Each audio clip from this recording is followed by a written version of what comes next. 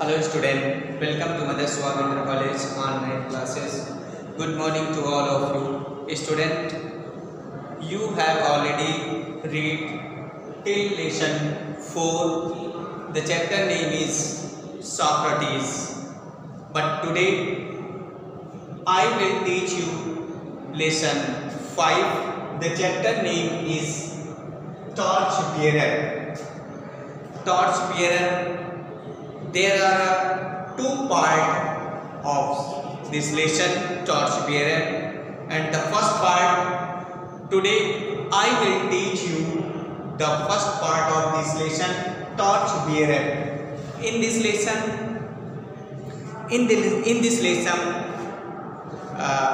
the writer W.M. Royberg had expressed about a person who worked hard for his life. At last he had made more money, but there were two children. He did not want to divide his wealth between two sons. So he had an idea in his mind to divide his money.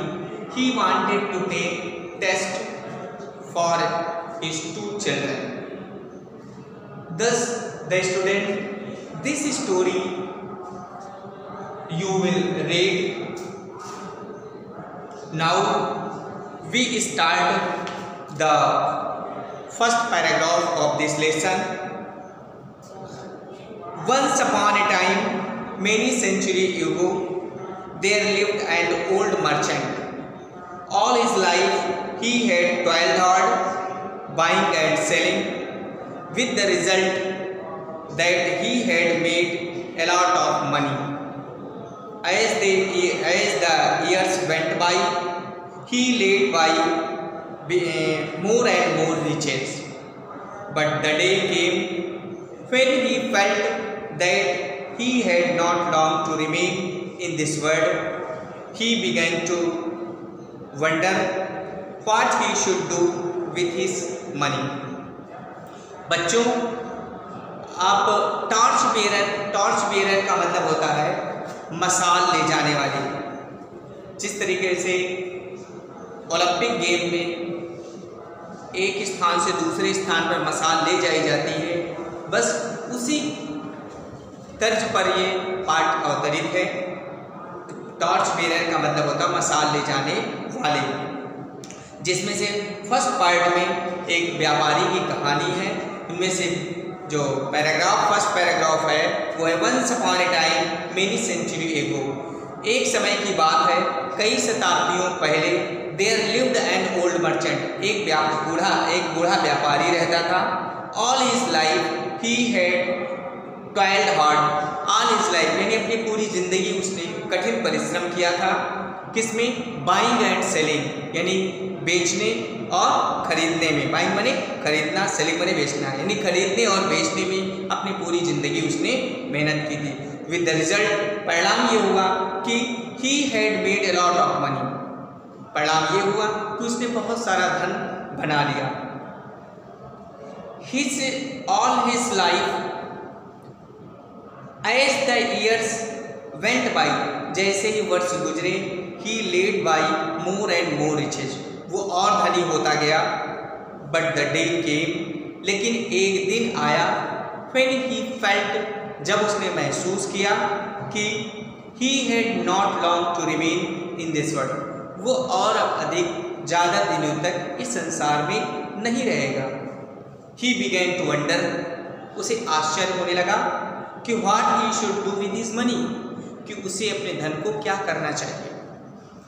Now he had two sons, अब ये था उसके दो पुत्र थे।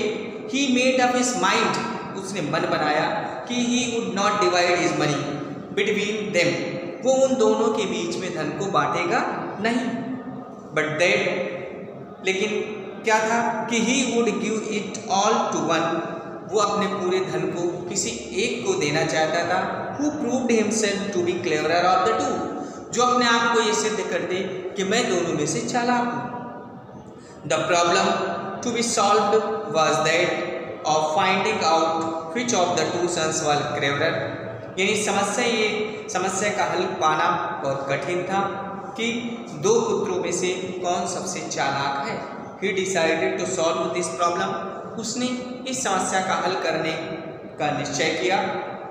Bye giving them a test, उनसे परीक्षा लेकर एक टेस्ट के माध्यम से उसने दोनों पुत्रों में सबसे चालाक पुत्र को पाने की कोशिश की। अब उसने क्या किया, calling the two the young man, he said to them, उन्होंने कहा और अपने नवयुवकों को, अपने दोनों यंग पुत्रों को जो है बुला करके उसने बूढ़े व्यापारी ने उनसे कहा, हियर आर 2 रुपीज़, उन्होंने कहा यहाँ ये 2 रुपये हैं। I want you to take 1 rupees, मैं चाहता हूँ कि तुम में से प्रत्येक जो है 1 रुपया ले, and then go out separately, और तब वो अलग अलग बाहर जाएं, एंड बाई समथिंग, और कुछ चीज़ खरीदे, which will fill the house, fill this house, जो इस पूरे घर को भर दे। You are not to spend more than 1 रुपये, लेकिन शर्त ये है कि तुम 1 रुपये से ज़्यादा खर्च नहीं करना। The two sons looked at him, दोनों पुत्रों ने उन्हें देखा, as if he had taken to leave his sense, और इस प्रकार से कि वो अपना सेंस, अपना भाव जो है छोड़ने लगे कि how can be possible by enough of anything to fill the house with only 1 rupees, कैसे संभव हो सकता है कि केवल 1 रुपये से पूरे घर को भरने के लिए मिल जाए, ऐसा कैसे संभव हो सकता है।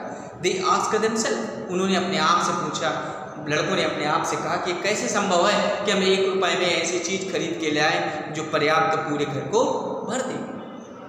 And they were reluctant to pick up the rupee, और इस प्रकार से दोनों पुत्रों ने रिलेक्टेंट मैंने अनिच्छापूर्वक जो है पिकअप मैंने उठा लिया, उन्होंने धन को उठा लिया।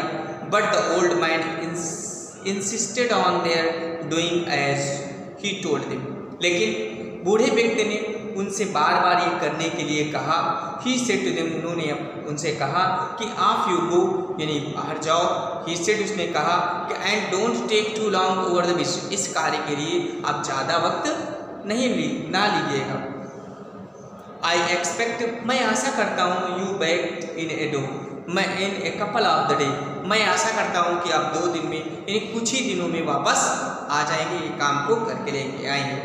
तो बच्चों, आज का ये वीडियो हम यहीं समाप्त करते हैं। इसके बाद आप दूसरे वीडियो में इसका सेकंड पार्ट पढ़ेंगे। तब तक सभी बच्चे इसको ध्यान से पढ़ेंगे और इसकी मीनिंग भी लिखेंगे। Thank you.